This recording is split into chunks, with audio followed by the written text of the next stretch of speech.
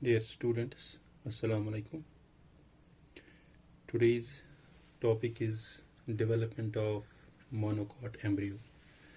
Monocot embryo किस तरह monocot में डेवलप होता है, तो इससे पहले पढ़ा हमने डाइकॉट एम्ब्रियो. ये एक जाइगोट है जो आपको मालूम है जब मेल गैमीट और एग सेल आपस में फ्यूज हो जाता है तो वहाँ पे हमें जाइगोट मिलता है. जाइगोट ये 2n होता है. जाइगोट हम इसको ऊपर वाले एंड को चलाजा एंड लेंगे. चलाजा एंड और नीचे वाले एंड को हम माइक्रोपाइल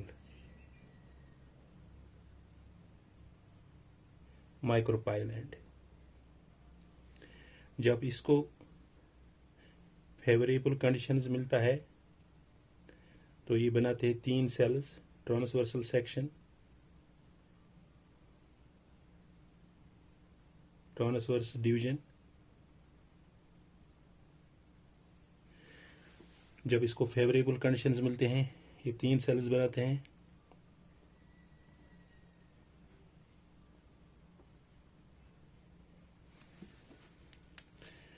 जो 3 सेल्स ऊपर वाला जो सेल है इसको हम कहते हैं टर्मिनल सेल.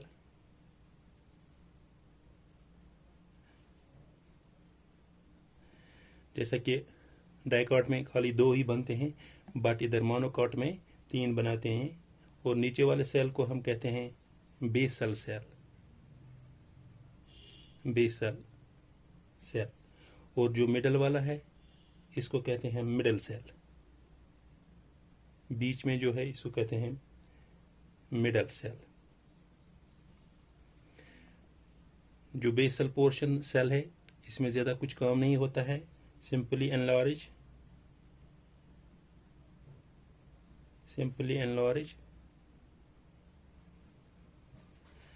एब्जॉर्बिशन of nutrient नरिशमेंट्स.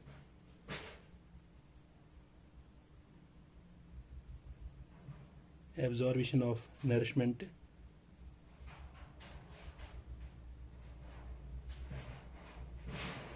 और जो ये टर्मिनल सेल है ये बनता है कोटिलीडन.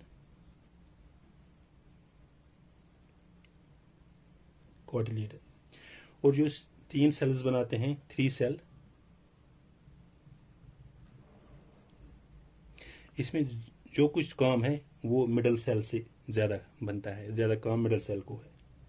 This middle cell divides to form all parts of embryo. सब कुछ काम इसी मिडल सेल को है. All parts of embryo.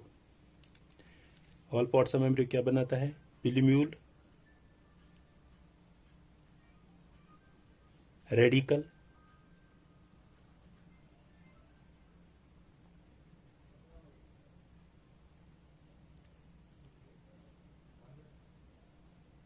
Epicotyl, hypocotyl और सस्पेंसर सेल्स.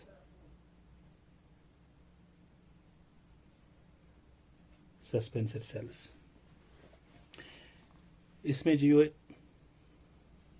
ये बनाता है इसमें ये बेसल सेल है. ऊपर वाला ये है मिडल सेल है और ये कोटिलीडन है.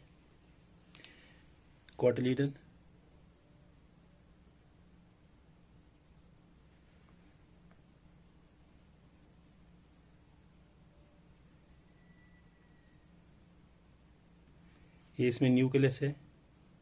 This one is a basal cell. This one is a cotyledon. and this middle cell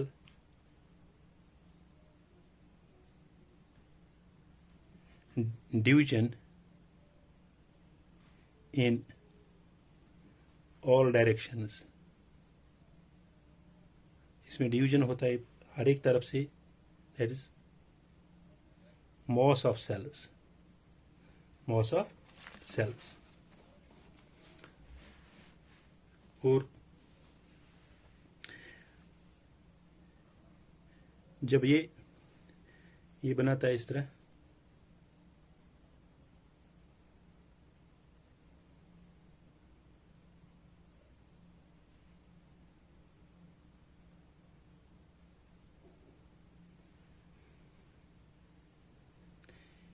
यहाँ पे इसका ये बेसल सेल है, ये बेसल सेल है। यहाँ पे ये बनाता है ये वाला पोर्शन सस्पेंसर सेल, और यहाँ पे ये बनाता है ये this one is a radical. यहाँ से जो बाहर से इसको बनेगा दिस पोर्शन, और यहाँ से ये बनाएगा पिलीम्यूल।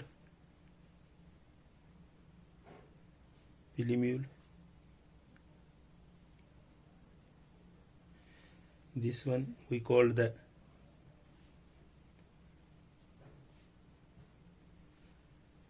radical, बनाएगा रेडिकल।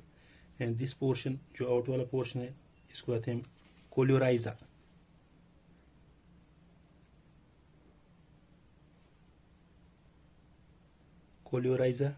और इस वाले पोर्शन जो ऊपर बनता है इस पे, इसको कहते हैं कोल्यूटाइल।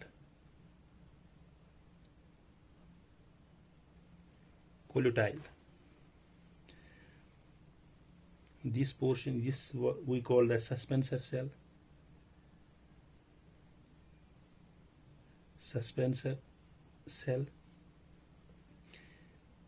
और यहाँ पे ये बना था this portion we call the embryonal axis.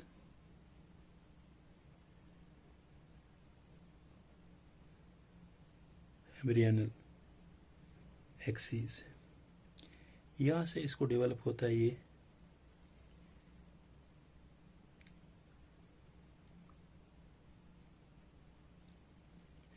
This one portion.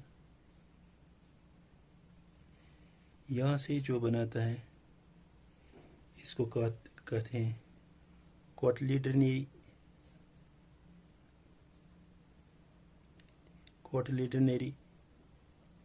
node. This one portion we call the cotyledon, and this portion,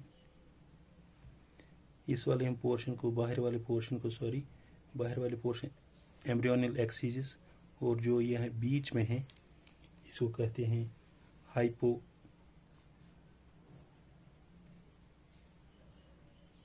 हाइकोकोटाइल।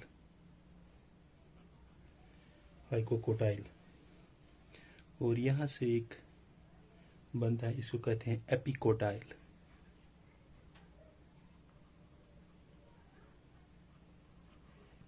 इसको कहते हैं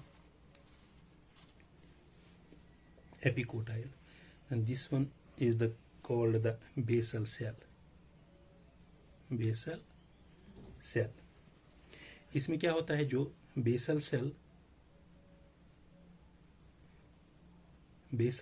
और सस्पेंसर सेल,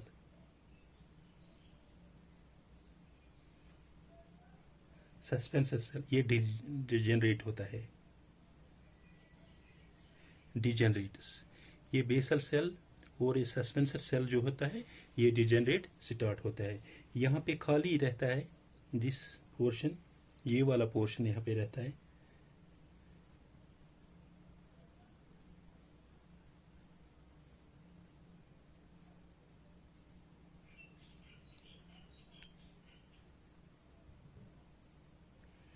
दिस वाला पोर्शन,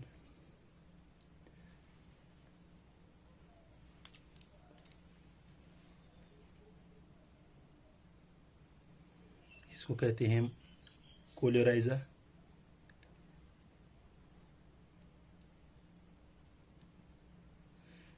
इस वाले पोर्शन को हम कहते हैं कोलोटाइल।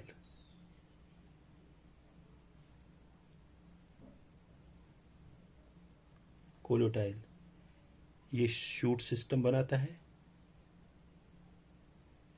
शूट सिस्टम, और ये वाला बनाता है root system, root system. This one we call the कोटिलीडन,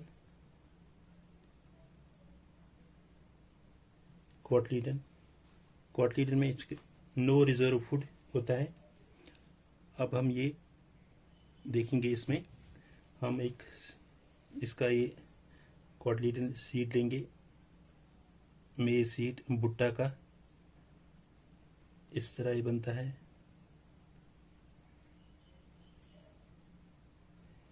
ये वाला portion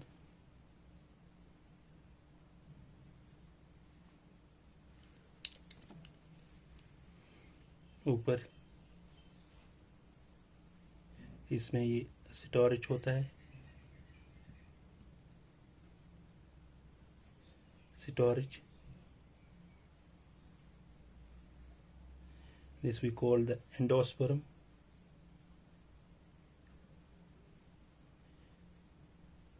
This is the endosperm, इसमें होता है। This called the protein layer.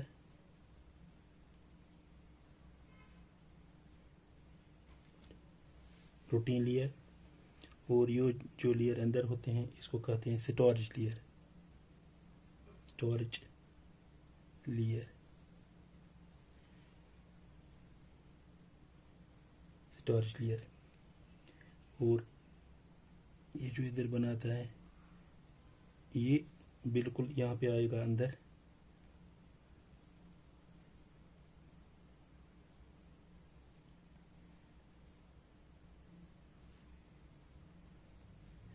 this one portion we call the embryo,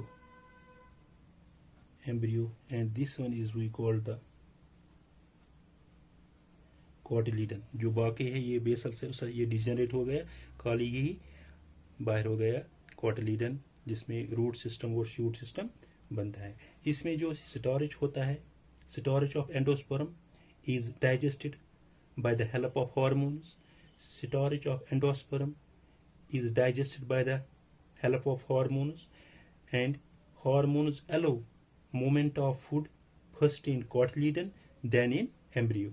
Hormones allow movement of food first in cotyledon then in embryo.